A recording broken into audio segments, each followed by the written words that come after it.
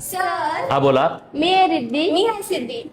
माझा फोन खूप हँग होतोय. माझ्याच्यात खूप स्टोरेज वाढली. अशी काही ट्रिक सांगू त्याच्याने आमची प्रॉब्लेम सॉल्व्ह होती. दोघांचे प्रॉब्लेम. हो. बर, या दोघांचे प्रॉब्लेम जे आहे ते तुमचे पण असतील ना. मोबाईल होतोय हँग आणि स्टोरेज होतोय फुल.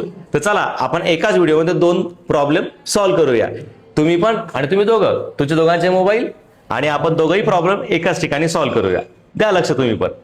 सगळ्यात महत्त्वाचं पहिले मोबाईलला यायचं आहे आणि सेटिंग हे ऑप्शन ओपन करायचं आहे. सेटिंग हे ऑप्शन ओपन केल्यानंतर तुम्हाला या ठिकाणी गुगल हे ऑप्शन समोर दिसत असेल.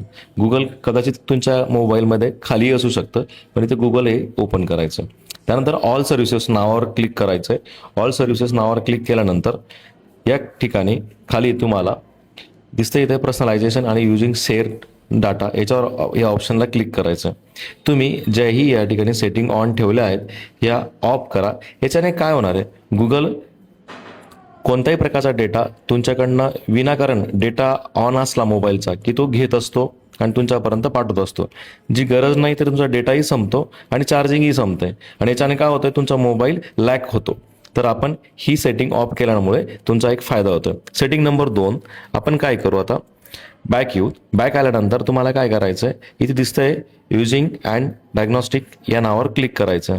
इथे पण तोच प्रॉब्लेम आहे.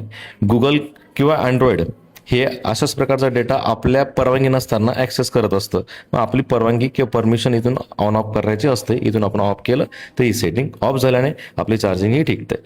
एवढंच होतं.